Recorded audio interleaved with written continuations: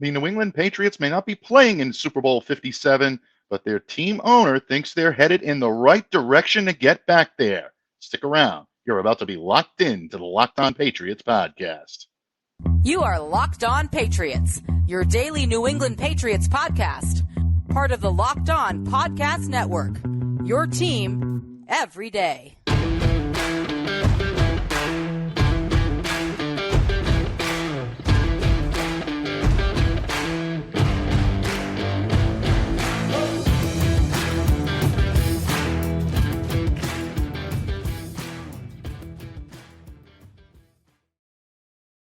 Hello to all of you Foxborough faithful. Thank you once again for making Locked On Patriots a daily part of your New England Patriots coverage and also your first listen every day. Remember, Locked On Patriots is free and available on all platforms, including YouTube. So smash that subscribe button, download, subscribe to, follow Locked On Patriots on your favorite podcast platform. Today's episode brought to you by FanDuel Sportsbook, the official sportsbook of the NFL. Make every moment more. Visit FanDuel.com/lockedon today to get started. Patriots fans, it is the weekend. It is Super Bowl weekend. I am your host, Mike Debate. I cover your New England Patriots for Patriots Country of Sports Illustrated. Reach out to me. Let me know what's on your mind on Twitter at MDABATENFL. And while you're out there showing some love to the Twitterverse, please be sure to follow the Locked On Patriots account as well at LO_Patriots. Sunday, February 12th, 2023, State Farm Stadium, Glendale, Arizona. Kickoff time, 6:30 p.m. on the East Coast, 4:30 p.m. Mountain Time.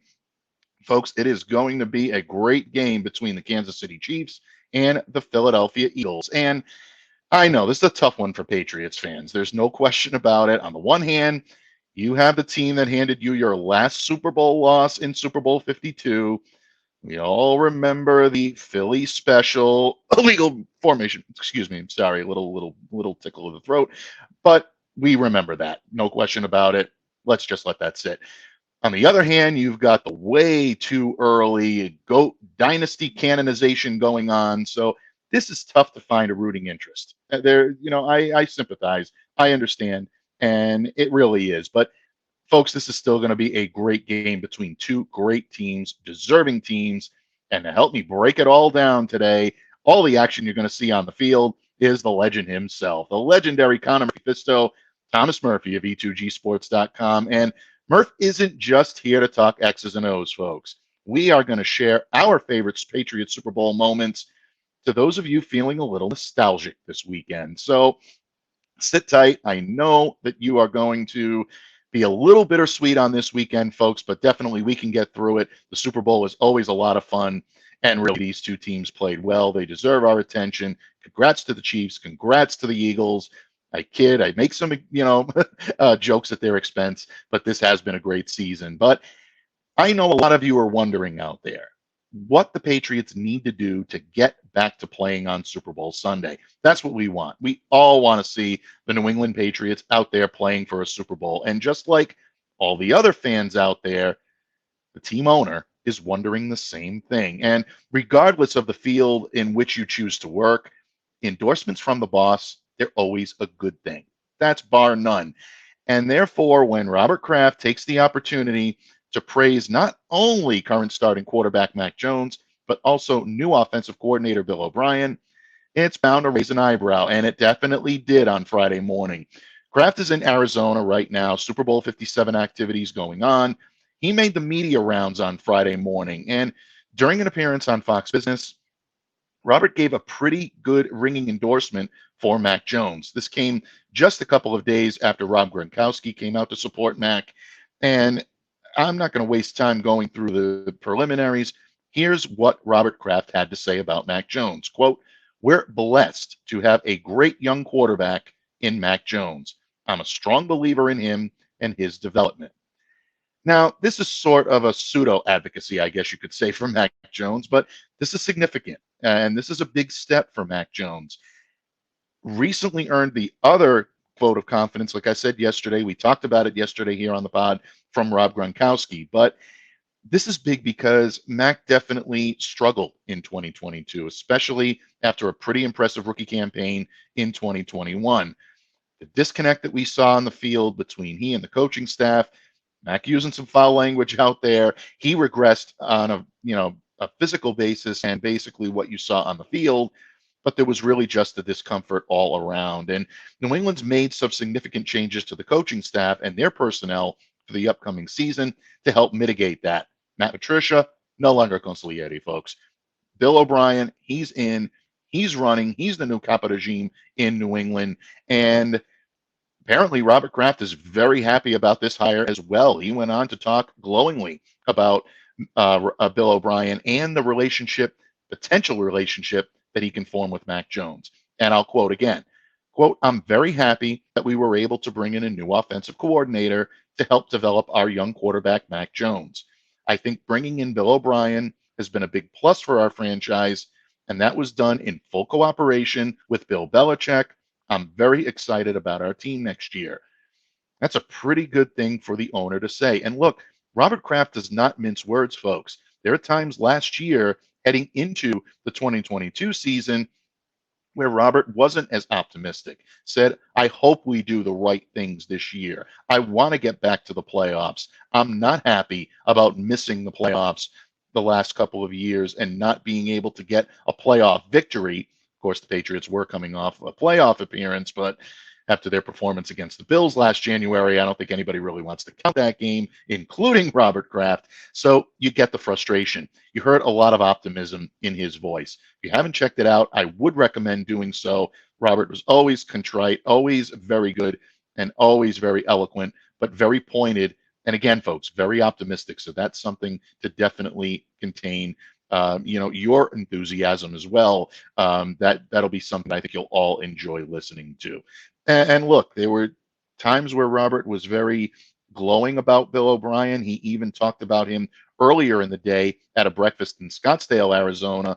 NBC Sports Boston did a great job of contriving this. Also, I want to give a shout out to Jim McBride of the Boston Globe, who tweeted this out, where Robert Kraft mentioned Bill O'Brien and mentioned Mac Jones and the synergy that these guys are going to form on the field. And Kraft is no stranger to this. He knows it. That was one of the big reasons why both he and Bill were very happy to bring him aboard.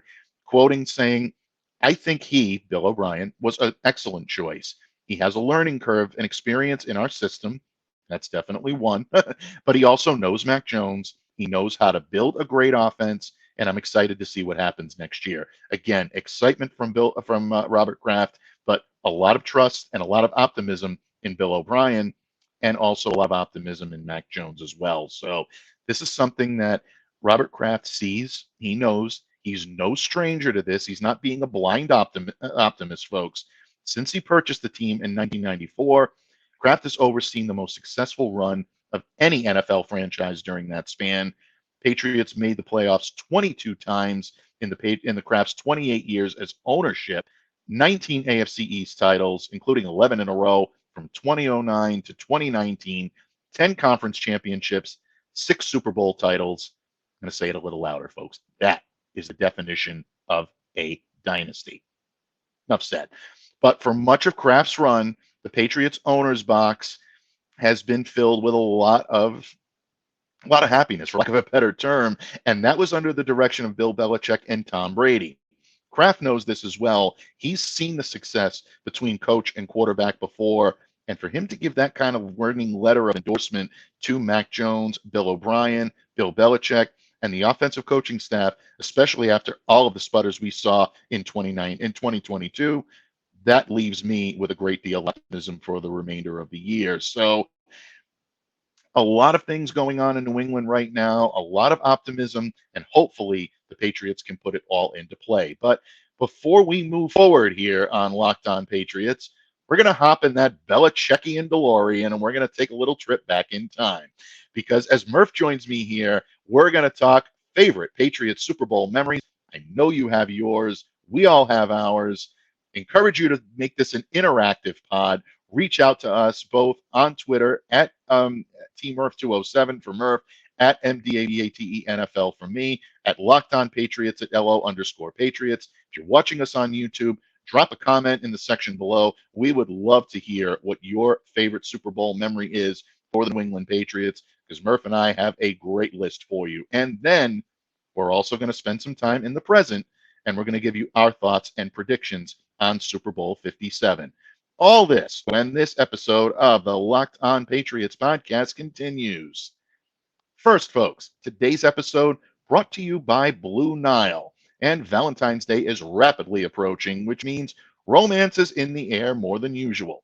And I don't need to tell all of you lovebirds out there that you've probably had your date plans on the calendar for weeks. But have you found that perfect Valentine's Day gift yet? Whether you're celebrating this day of romance or whether you're ready to pop the question for your own big day, you can find jewelry as unique as your significant other with the modern convenience of online shopping at BlueNile.com. At BlueNile.com, you can find the perfect piece of jewelry for life's special moments, or even create the custom engagement ring of your dreams. Their simple online tools let you choose the shape, the size, the clarity of the diamond, as well as the setting style. And Blue Nile's bench jewelers will then handcraft that perfect piece to your specifications. They provide expert guidance, in-depth educational materials, and unique online tools that place you in control so you can forget the usual hassles of the jewelry process and focus on the romance. Every order is insured. It arrives quickly in discreet packaging that won't give away what's inside, and the shipping is free, and so are the returns. So right now, you can save up to 50% at BlueNile.com. That's BlueNile.com for up to 50% off. BlueNile.com. FanDuel is your America's #1 sports book, and you can download FanDuel now so you can bet Super Bowl 57 with a no-sweat first bet. You'll get up to $3,000 back in bonus bets if your first bet doesn't win. FanDuel lets you bet on everything from the money line to the point spreads to who will score a touchdown. The FanDuel Sportsbook app is safe, it's secure, and it's super easy to use. Best of all, you can get paid your winnings instantly. So join FanDuel today at FanDuel.com/lockedon to claim your no-sweat first bet on Super Bowl 57. That's FanDuel.com/lockedon. Make every moment more with FanDuel, official sportsbook partner of the NFL. Patriots fans, this Sunday, February 12th, 2023, State Farm Stadium, Glendale, Arizona. Kickoff time, 4:30 p.m. Mountain Time, 6:30 p.m. Eastern Time. Super Bowl Sunday, just not the same without your New England Patriots, is it? No, it's definitely not. So to help us all cope with a New England-free big game Sunday is the legend himself, the only man I would even consider sharing the microphone on a day like today with, the legendary Counter Murphy Fisto himself, Thomas Murphy of E2Gsports.com. Murph, thank you for coming to me in friendship. Thank you for joining me today, Don Murph. Always a pleasure, Michael. Always a pleasure. When we can bookend a week like this, man, it's really good for Super Bowl week. A lot of stories to go over. A lot of keys to be turned. Let's see which one of these two combatants can find the right gear and hoist a Super Bowl trophy. Well said, my friend. Well said. There is a game to be played, Patriots fans, and we are going to get to it because I do think this is going to be a good Super Bowl.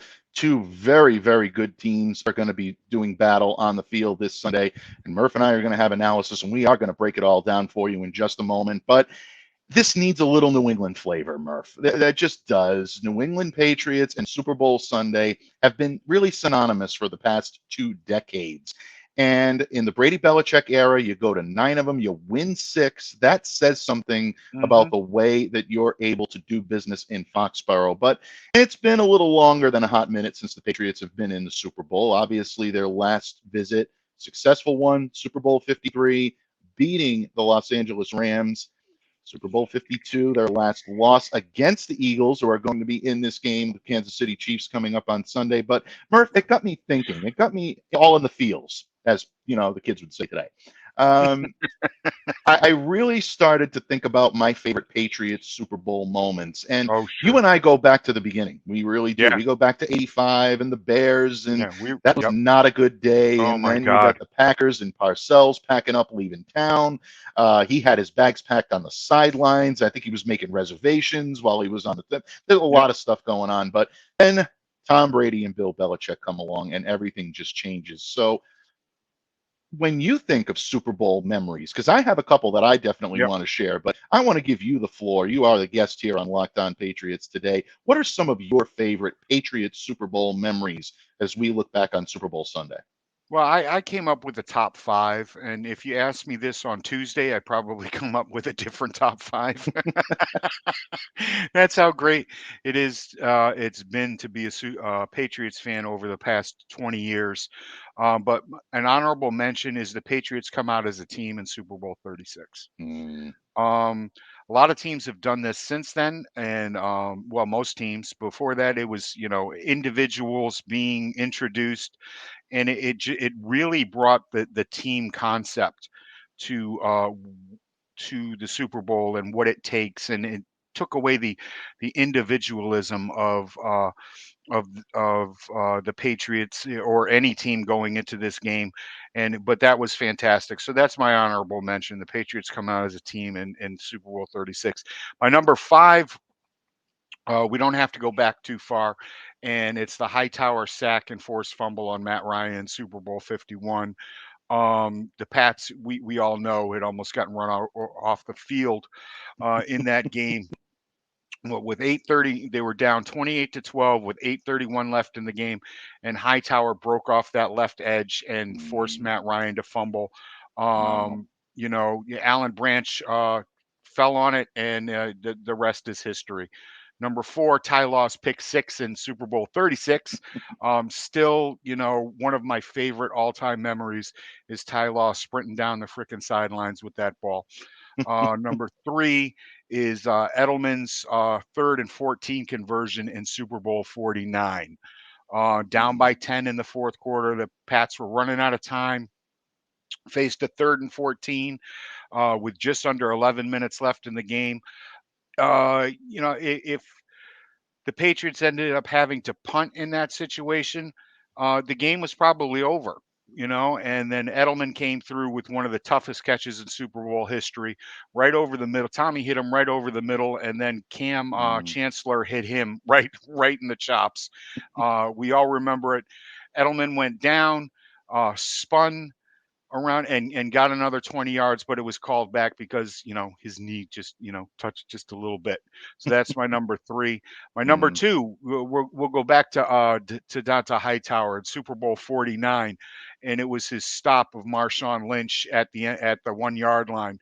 Um, very good. they had you know done the right thing. You have Marshawn Lynch. He's in his prime. Okay, you give him the ball, and he got 4 yards, and Dante wasn't letting him get into the end zone, wasn't letting it. And then they stupidly threw, what we'll get up to. My next one is Malcolm Butler's interception in Super Bowl 49. Um, it'd been a decade, folks, that the Patriots were trying to break through and get that fourth Super Bowl win. They'd lost two to the Giants, two heartbreakers, holding in the grasp, holding. God, Mm, going back there. But I know. what Butler was able to do at that moment in time is just, one of the greatest plays in Super Bowl history. And it was a play. It was something that they had worked on all week long, or just in a ballroom the night before, trying to make this situation uh non-existent. And the situation came up. Butler was ready for it. He wasn't the night before in the ballroom. He got burned a few times from what I heard, and on the practice field that week. Mm, But yep. he came up big in that play. And that's it. That's uh my number one memory of the Super Bowl. If you can't, if that's not it, I don't know what is. I can't believe that other people are coming out with lists of momentous moments in the Super Bowl, and Malcolm Butler's interception is that far down. It's like not even in some people's top 10, and it's the most game-changing, life-changing play that I think anybody's ever made in the Super Bowl. Yeah, I think we all know why that's a little far down on the list. But you know, Yeah, beyond me, and that has nothing to do with Malcolm. That has nothing to do with anything else. It's no individual bias. I think it's a bias against the logo and the uniform he was yeah, wearing. But bottom line, I don't see how you can argue with Malcolm Butler being the indelible moment that so many people had for Super Bowl memories. Just really going from one emotion to another in the blink of an eye. There was nobody that thought when those two teams lined up near the goal line that this was going to end the way it did. yeah. And for Malcolm to get that interception and for the Patriots to get the ball back, you see Tom Brady's reaction. To me, I love watching Tom's reaction to that almost as much as I love watching, Malcolm snag the ball and get the interception. Truly amazing. One of the Really great was. moments in Super Bowl history. Of course, you can go for the big ticket items. You can go for Vinatieri's field goal to win Super Bowl 36. There's a lot. You can go for James White crossing the plane and getting the win, big come from behind victory in Super Bowl 51. There are a lot of Yep. great moments for this New England Patriots team. But when I thought back and I really started to think about what my favorite memory of the Super Bowl was for the Patriots, just before they even won it, it was the second quarter of Super Bowl 36. That whole quarter Okay. was the first time Yep. in my life, anyway, that I actually believed that the Patriots could win a Super Bowl. Because before that, we saw the Bears debacle. We saw them hang around the Packers game for a little while. And then when Desmond Howard runs it back, you're like, okay, here we go. Here's the typical Patriots. They're showing up. Yep. They'll get to this game. They'll make it a game, but they're never going to actually win it. But this felt different. 8:49 left in the second quarter. One of your, memories that you listed on your list. Mike Vrabel blitzes Kurt Warner. This is a very Oh, unsung part of that. Really throws him off. He yeah. ends up forcing the throw to Isaac Bruce, Yep. and then the Hall Oh, of Famer goes to work. Number 24 does his job. Ty Law, 47-yard return. We all yep. remember seeing him sprint down the sidelines. The arm is out. The bravado's going. Patriots take a 7-3 lead, but there was more to it than that in the second quarter. There was a little more mixed in. 2 minutes left in the first half. You see Tom Brady become Super Bowl Tom Brady Right. at this point. Warner gets the pass to Ricky Prohl, and you think it's going to be set up. Antoine Harris comes in, tackles him, forces the fumble. Terrell Buckley grabs the fumble, recovers it. Patriots get the ball back, and again, Buckley. Brady becomes Brady Yep. here. 16-yard completion to Troy Brown. Then you finish it with an 8-yard touchdown pass to the late, great Dave Patton. Yep. And, they got a 14-3, advantage. 31 seconds left in the half. It just, to me, I think it really, really encompassed everything that we were feeling that time. First time all season long, by the way, in the 2001 season, that the Rams were behind by more than 8 points in a Right. game. So you look at that greatest show on turf and holding Yep. that offense to 3 points. I don't care what anybody says about sideline taping Right. and all that garbage. No, the Patriots did it. They did it on their own. They That was did it on trash. merit. And that is Take your something. sour grapes and go Yeah, home. that I think is Make something wine. that, yeah, exactly. That is something the Patriots fans can really be proud of. That to me is my favorite on-field moment because it was the first time I had optimism as a pure fan, as a college student at the time watching this game and just thinking they can actually do this. And you know what? Not only can they, I think they're going to do it. And they did it. hmm And they went out and they did it and shocked the world, as Adam Vinatieri said. Yep. So I'm always going to have that in the back part of my brain. I know a lot of people have talked about off the field moments. I've kind of tipped my hand several times here on the pod. If my favorite off the field moment from a Super Bowl for the Patriots had to be in Super Bowl 51, the celebration finally getting that comeback, but Yep. Brady looking for his mother Gail and giving her a Yeah. big embrace. She had been Oh, battling cancer all season long. Wasn't up to attend Patriots games all season, but she wanted to go to that game and be there for her son and his team as they were Yep. doing this. They talk a lot about Tom Brady always wanting the next one, the next championship. At that moment, that next one really wasn't about championships. It was about him having another moment with his mom on that Yep. day, as with his entire family. Great moment for him, great moment for the You Patriots. know, So that's a heartwarming moment for me. yeah, the moment on the sideline there when Edelman went up to Brady, and we've all heard the quote, "We're going to do it for your mom, man. We're going to do Yeah, it for your mom," and absolutely. that gets me right in the feels I'm getting misty here right now thinking about it. Mm. It's true. It really is. And it reminds you that this is bigger than just a game. It's Hmm. bigger than just a competition. It really is something that is ingrained in Right. each and every one of these athletes that takes the field. And no matter what team you're a Yep. fan of, no matter what franchise you follow, all of these guys, especially the superstars, and keep that in mind this weekend when you watch some of these great players on both teams do battle. It's so ingrained in them. It really Yep. is. And it's an emotional moment, an emotional time It for is, and everyone. it's just And, also for the fans. I mean, oh, look at definitely. how many of us after the Red Sox finally broke the curse went to our parents' grave sites to bring Mm, something there and say yep. that we actually that moment hit harder here in New England. I'm sorry, than anywhere else on the planet. Yeah. Oh, it did. It absolutely did. You hear stories about fathers and sons and grandfathers and generations being able Yep. to enjoy that championship together. And then also you hear the same stories like you just shared, having to go, graveside and be able to bring a pennant or Yep. something commemorative to commemorate that event. You don't break a multi-decade curse Yep. like that and not be able to feel it. It's emotional. And it was Well, emotional in Foxborough. I mean, this is a region that was not a wealth of championships prior to the Patriots winning in early 2002. There was a lot of heartache in New England. The Celtics were mhm. not competing. The No. Bruins were not competing.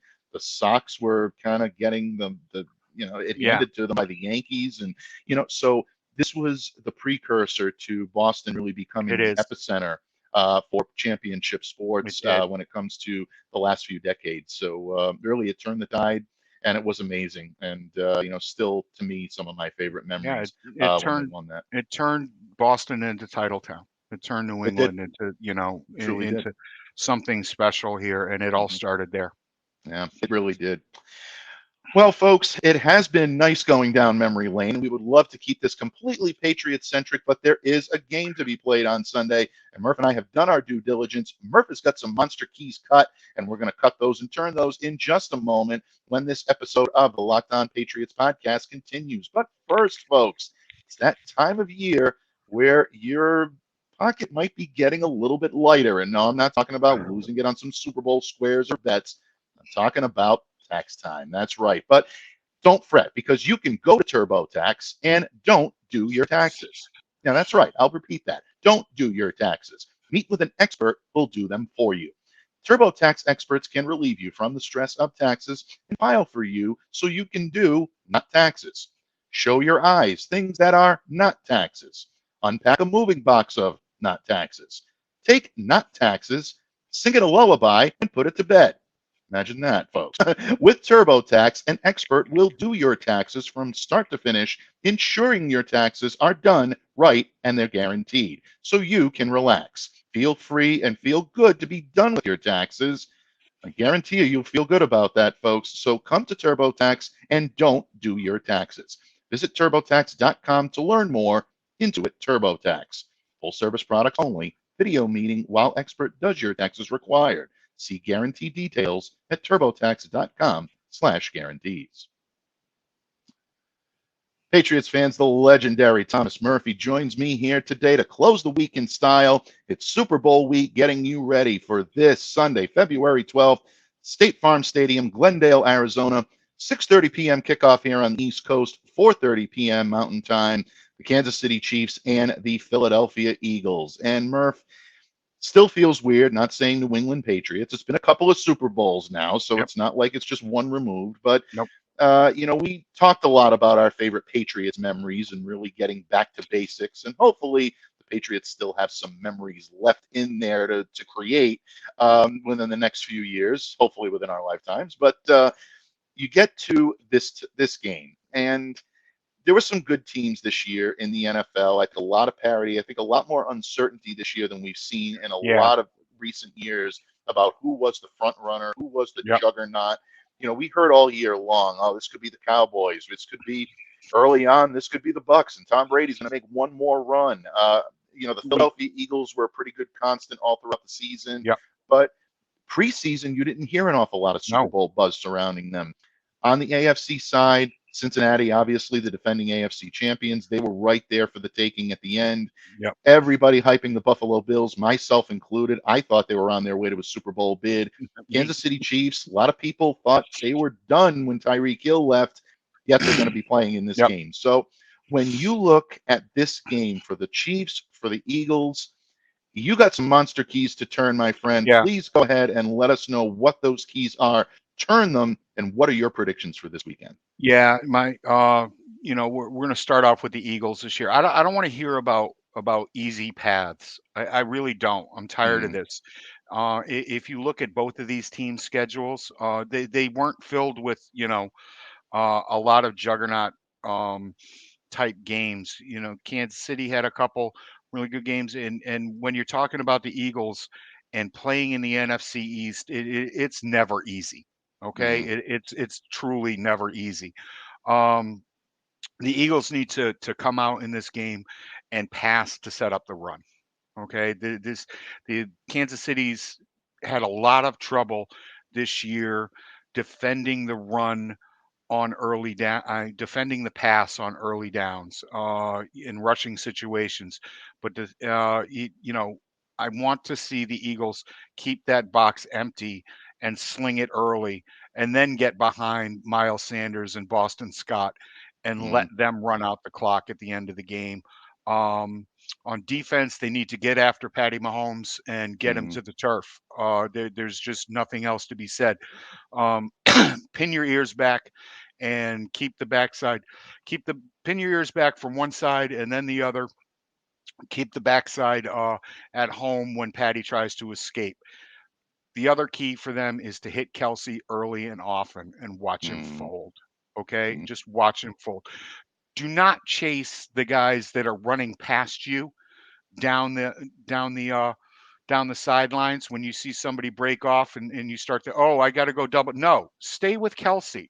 You see, all the damage that he does is when a defensive back breaks off of him and goes to double up with somebody else. And there's Kelsey standing there wide freaking open, 8 yards down. He turns, he gets another 4, and they move the chains. Don't let them do that. Don't let them move the chains. Yeah. On the other side of the ball, Kansas City needs to swallow their pride and run the football. They really do. Yes, I know the Eagles turned around this entire run defense of theirs, bringing in Linval Joseph and Ndamukong Suh before their Week 11 matchup. But to slow down this Eagles pass rush, you're going to have to run the ball early, run the ball often, get positive yardage out of first and second down with that.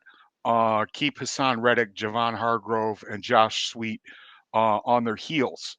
Also, I think that Kansas City would be smart to go up tempo often. I would like to see them do it the entire game. I wouldn't like to see them do it the entire game. I'd like to see them ignore all this smart advice. The Eagles' success on the defensive side of the ball really comes from the depth that they have at that front line and keeping fresh legs and fresh lungs in there. Don't let them do that. Go up tempo, keep a unit on the field as long as you possibly can, and matriculate down the frickin' field. That's, don't give them time to sub in those fresh legs and fresh lungs. Yeah, very, very good points. Very good points. And you're absolutely right. If the Eagles want to have any opportunity, or if I should say that the Chiefs want to have any opportunity to really take it to the Eagles here, they do have to run the ball. Yep. And I think they have to try to do it to match the Eagles' pace because, as you said, this Eagles run game is elite. I mean, these guys can run the football, and Jalen Hurts is such a big part of that as well. The mobility and the dual threat capabilities really allow them to do something special. And this is why I like the Eagles in this game, because there are things that I've been noticing in doing my research on the game this week and picking up. And there was a point that I really picked up that I do want to give a tip and a cap and a nod to the gods to as well. And I'll do that in just a moment. But things about the Chiefs defense that lead me to believe that the Eagles may be well suited to get some points on the ball this weekend Yeah. or on the board. One of the things that I've noticed about Kansas City and the style that they play, they love to double the top wide receivers. Right. And this is true of a lot of teams. It's not unique to Kansas City, but this is something that they have really been very much they've kind of been, I don't want to say pigeonholed into it, but this is something that they do on a regular basis. Yep. And it really is an MO of what they do. The AFC Championship, we saw them do it. They bracketed Jamar Chase, they bracketed T. Higgins a lot on obvious passing downs. But again, I want to give credit here where credit is due. Johnny Page of Bleeding Green Nation, of SB Nation, pointed out one thing that I thought was really interesting. And he's right on the money here. Good Go man. back and take a look. Go back and take a look at the tape. He is right spot on here. Noticed a pretty big flaw with that in and out bracket that the Chiefs utilize so often. If the receiver goes vertical, he could get on top of the bracket. This happened a few times against the Bengals a couple of weeks ago, and there are also some examples of this early on in the season. So where I looked at this and I started to say, you know what, he's onto something here. That allows, like you said, and I think this is a reverse key of what you said about Travis Kelce. If the Chiefs continue to double team and they commit to the double team, that's going to allow them to attack the seam balls in the middle of the field. They can take the Chiefs' ability to do that away. So that means Devontae Smith. That means A.J. Brown. Taking away the two deep safeties, if you get up on vertical routes, that's going to create room for Dallas Goedert. Brilliant. And I think this could show a lot of what he can do. Yeah, Claire, turn the volume up. We're talking tight endage here. We're talking Dallas Goedert of the Philadelphia Eagles.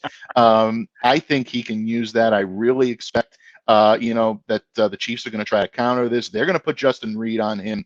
Yeah. Reed's a good cover safety. So this is going to be a good matchup. I don't want to make it seem like, oh, well, Goddard's everything is going to be contested, and Goddard is going to have to use his body to get that, but he's not going to be double teamed. So that's a fantastic point. That's a fantastic point. While they're bracketing out here, exploit the middle, exploit the seams, and it sounds like a Patriots plan. It does, doesn't it? It absolutely does. Stuff we were clamoring for all year long, Murph, but we didn't see. But that's okay. No. Billy O'Brien's coming back in. Yep. Gonna lead the Patriots to the promised land. All right, folks, I'll calm down. I'm sorry. There's still a game to be played. I know. And it doesn't involve the Patriots. But no, I think this could be a big game for Goddard because when you look at his ability to win matchups one-on-one, he's very good in that department. And I like him in that realm. Murph, we're at that time. We are at that time. It's game prediction time. I know you've got a prediction for this weekend. What are your final thoughts on Super Bowl 57? Who takes home the Lombardi Trophy and why? Throw that graphic up for me, Michael. Throw that graphic. Oh, you can't wait up. See, folks, we've entered we've entered the I don't want to say modern era. We're just we're where we should be about 10 years ago. But Murph's got a pick, folks. And there it is for the benefit of those of you listening. Yep. I think that the Eagles are going to turn the keys that I've cut. I think Kansas City is too full of themselves to listen to good old Murph, and this is what we're going to end up with. Patty Mahomes throws 2 picks, and the Eagles take home another championship. And let's see what they can do with that. Yeah, absolutely. And that is exactly why I believe the Philadelphia Eagles will take this game as well. Murph, you have the Eagles 28-19. Yep.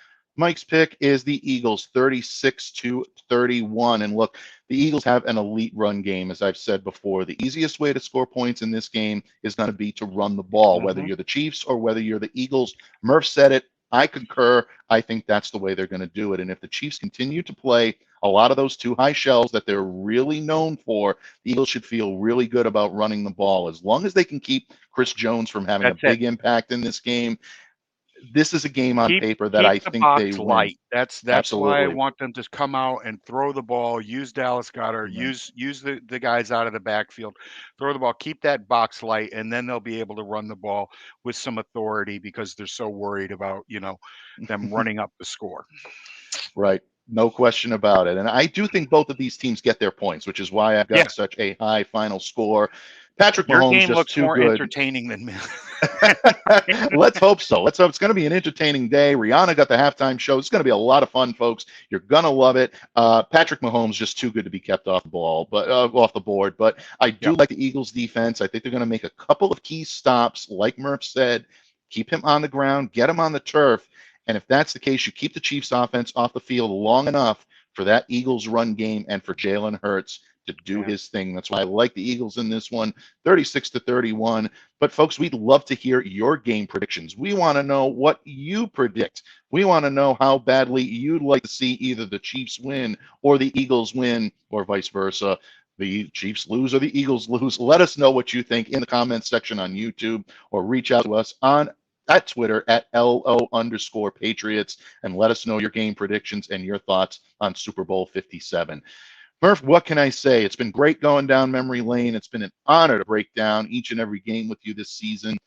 It's tough to believe that we're not going to be breaking down live NFL action for quite some time here on Locked On Patriots, but do not worry, folks, because Monday, even though we said we weren't going to do it, we just had way too much fun last week to ever put it on the shelf. Mock Draft Monday, still, it's going to be post-game Super Bowl talk, but we're going to get right into the mock drafts as well. Murph and I want to see your great mock drafts. Drop them at LO_Patriots in the comments section on Twitter, and we will be more than happy to share your great work. Murph, before I let you go today, my friend, do you have any parting words of wisdom for our adoring public? Enjoy the day. I know it's really Yeah. rough for you people. It's going to be rough for Mike and I. It seems like there's nobody to root for or everybody to root against in this Super Bowl. But just have a nice party. Go and enjoy the day. Some good food, some good friends, and whatever happens, just be happy that that team lost. You got to love it, folks. I have nothing to add to that. I think Murph said it best, and I'm just going to leave it at that. So once again, do not forget to send us your great mock drafts for Mock Draft Monday. It's our favorite day of the week. Murph and I love breaking them down, and we're going to continue to do that this Monday. But in the meantime, thank you so much for making Locked On Patriots a daily part of your New England Patriots coverage. And thank you for coming along on the entire ride of this 2022 NFL season. It doesn't end. It's just getting started with mock drafts this coming week and all the great content that we'll have each and every day next week and beyond right here on Locked On Patriots. So on behalf of the legendary Thomas Murphy, the Count of Murphy Fisto himself, I'm Mike Debate. Stay safe, stay well, be the change that you wish to see in the world. Have a great day, everyone. Super Bowl menus out at 3 p.m. Check it out at TMurph207.